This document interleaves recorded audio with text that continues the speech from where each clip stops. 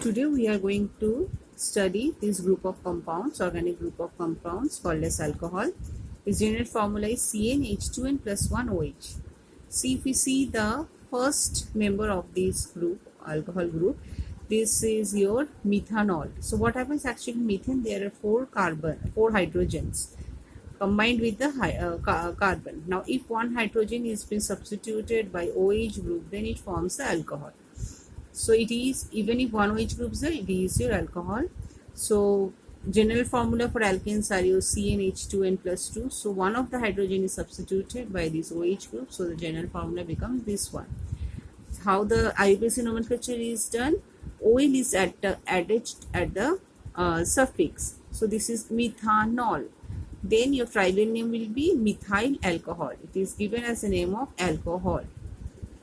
So similarly, now if this hydrogen is substituted, actually methyl alcohol, from it we can understand it is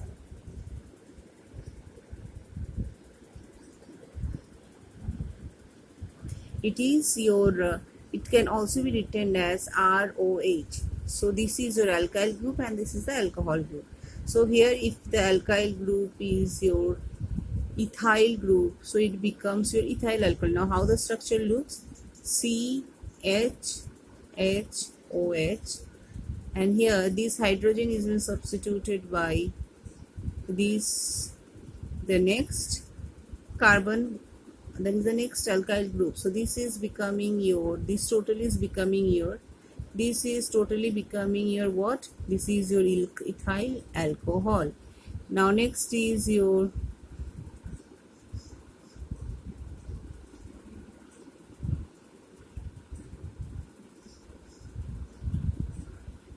how it will look. It will look like this.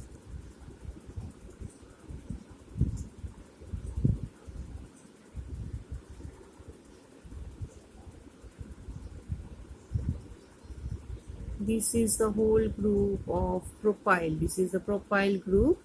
So this is your propyl alcohol, or we can call it as propanol by your IUPAC nomenclature. This is your ethyl alcohol. This is the tribal name, and your IUPAC nomenclature will be ethanol. So these are the ways the nomenclature is done in your alcohol. Now as because they have got one OH group, it is your monoalcoholic, monohydric alcohols. If there are two OH groups, then we call it as, suppose it has got two OH groups, so then it will be called as your, it is dihydric alcohol. It will be called as dihydric alcohol. So these are all your monohydric alcohol. We will talk about monohydric alcohol here only, which is shown by the general formula ROH. R is the alkyl group. We have already told that R is represented for the alkyl groups. So this is how the naming is done. Now let's see some of the more examples. Now this one is called as your OH is attached to this carbon. This is the N carbon. We call it as also your N propyl alcohol, right? Or by IUPAC nomenclature we can write it as 1-propanol, right? Now suppose the OH group is attached to here. So these will be your 2-propanol, IUPAC nomenclature. Now what will be the name for your trivial name? So as because this carbon is connected to two carbons, this is called as your iso, and one attached to the functional group, it is called as your isopropyl alcohol. Now let's take the example of your butanol. It can have 4 isomers. One is like this, one is like this, and one is like this.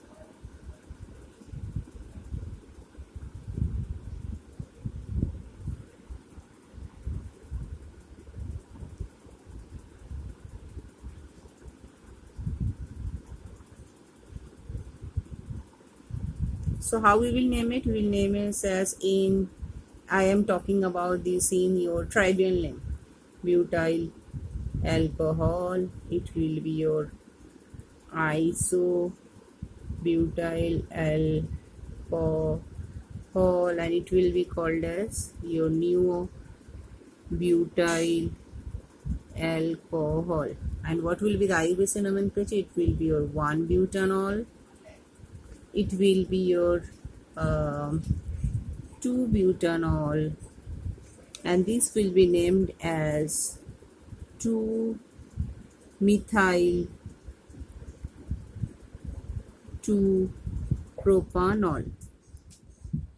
Okay, so these will be their IUPAC nomenclature, and these are your trivial name. So got it, how the naming is been done over here. Next comes their preparation. So laboratory method, the alcohol is prepared by the hydrolysis of alkyl halide with aqueous alkali solution. Alkali solution means which this base which is soluble in water. It could be your NaOH or it could be your KOH, either KOH or NaOH, with which we have to boil it. Then this OH will substitute the halide group. So let us take an example. This is ethyl chloride. When it is boiled with sodium hydroxide, so corresponding ethanol is being produced, and rest is NaCl is produced as the byproduct. That is, sodium and chloride combines and the OH replaces the chlorine. Similarly, the bromide of this alkyl, ethyl bromide, in presence of your alkali, if we boil it, the hydrolysis takes place, and that is, this bond breaks and the OH groups comes and combines over here, and the Br combines with KBr. So it will be your ethyl alcohol plus KBr. So this is the laboratory method of preparation of your ethanol, that is ethyl alcohol.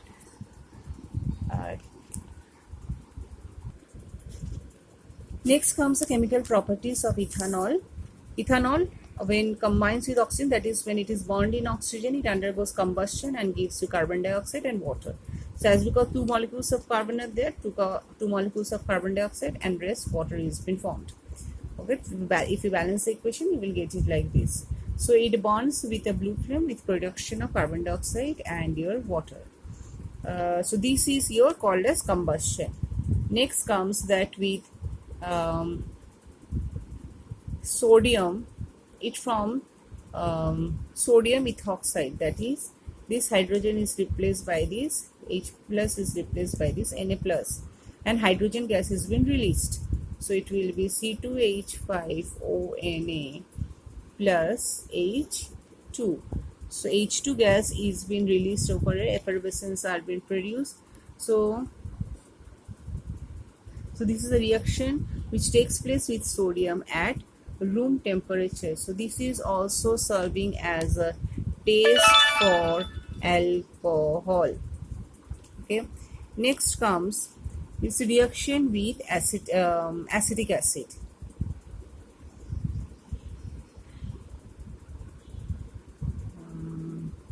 CH3COOH.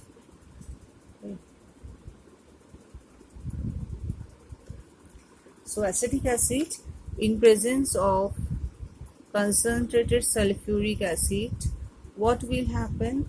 The dehydration will take place. That is how it looks. COH, your CH2, CH3, and here comes COOH, CH3. So what will happen? These water will be lost like this, and it will form like this. So what will be formed? A bond between these and these will take place, that is your CH3CO, CO, CH3 plus water.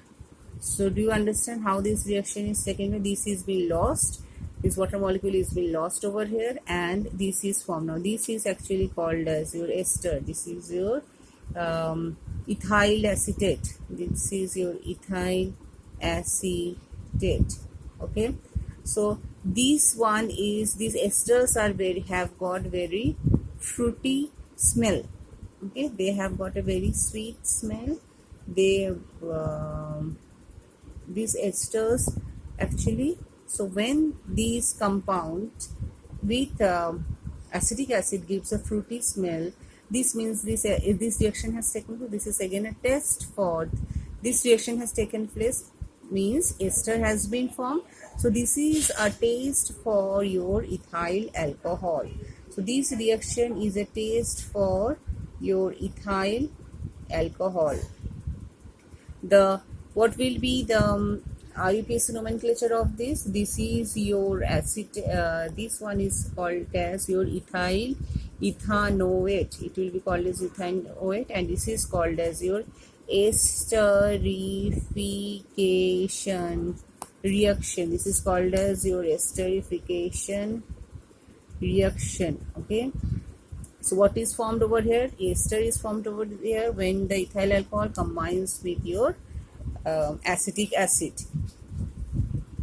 which has got a fruity smell. So this is a taste for ethanol. So this is a distinctive reaction that takes place with ethanol when it is treated with acetic acid. So this is a reaction of ethanol. Remember again and again, this is also a taste for ethyl alcohol because of the production of, and this is production of ethyl acetate, that is an ester. Ester means it is like this. It is your COO. So one alkyl group is here, R1, R2. This group is called as your, this is called as your ester formation. Okay, so ester formation takes place, and esters have very fruity smell. So this is a taste for your ethyl alcohol. Next, which another reaction is there, another property, that is your with sulfuric acid. What happens when it combines with your, or it is heated with your sulfuric concentration, sulfuric acid at 170 degrees Celsius? It loses water again and forms your ethene. Okay, so this is how this reaction is there. So this is called as your dehydration again. So this is also a process of your dehydration. Let's check how the reaction takes place.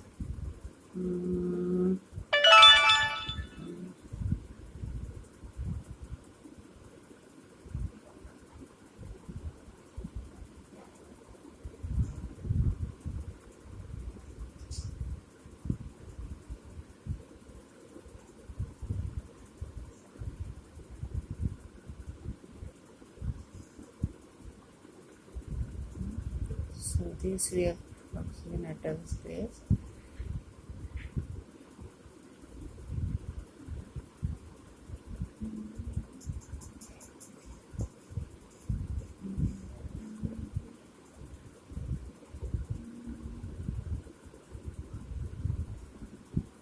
This takes on, this goes, and this along with it, this goes like this. So ultimately what will be formed? It will give you this double bond is formed over here, and the sulfuric acid remains as such. It combines with this hydrogen and the sulfuric acid remains, and this water molecule is been formed. So this is how this reaction takes place. H2SO4, H plus and HSO4 minus, it attacks the hydrogen. This bond breaks, and from here this bond breaks, so each bond breaks and combines with this hydrogen. So this is how this reaction takes place, and ethene is being formed. Now when this ethyl alcohol is taken in excess, it is taken in excess. I have given two molecules, here it was one molecule. Okay, in presence of concentrated sulfuric acid at 140 degrees Celsius, what will happen? It will form the corresponding ether. So it will be your ethoxyethane. It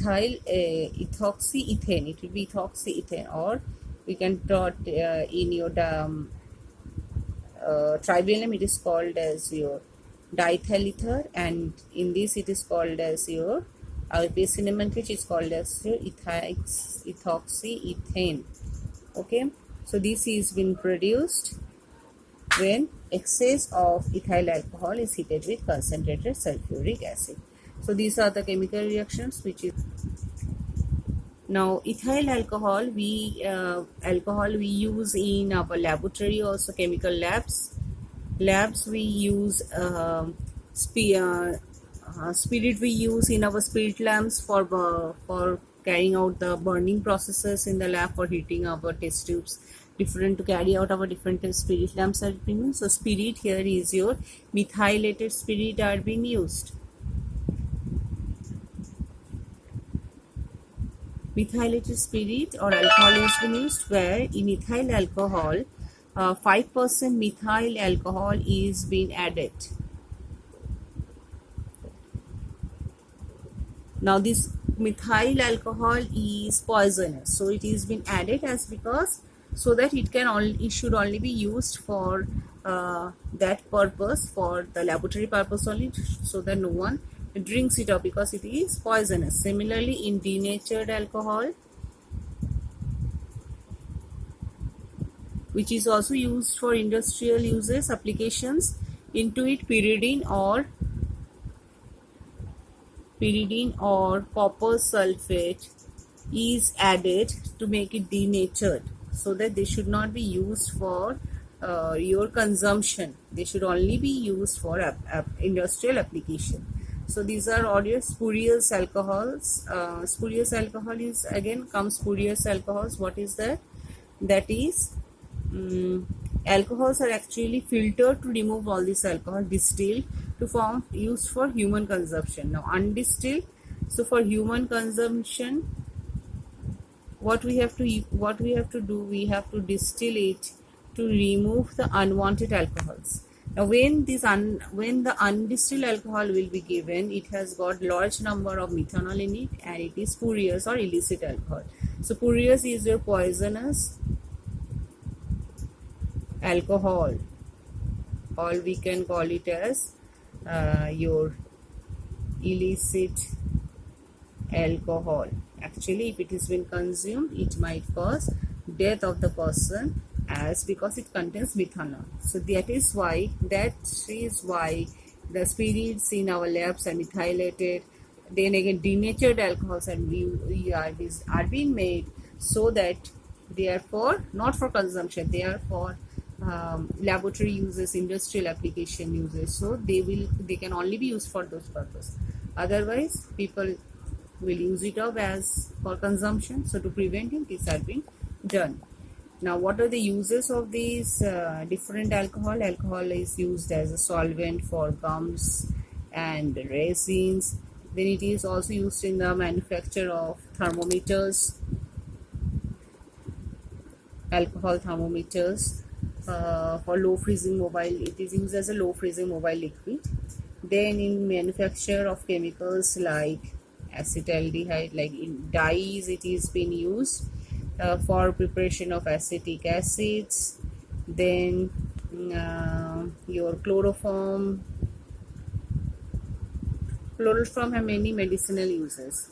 And for diethyl ether, just now we have seen how diethyl ether is being produced for the production of diethyl ether, which is used as an anesthetic.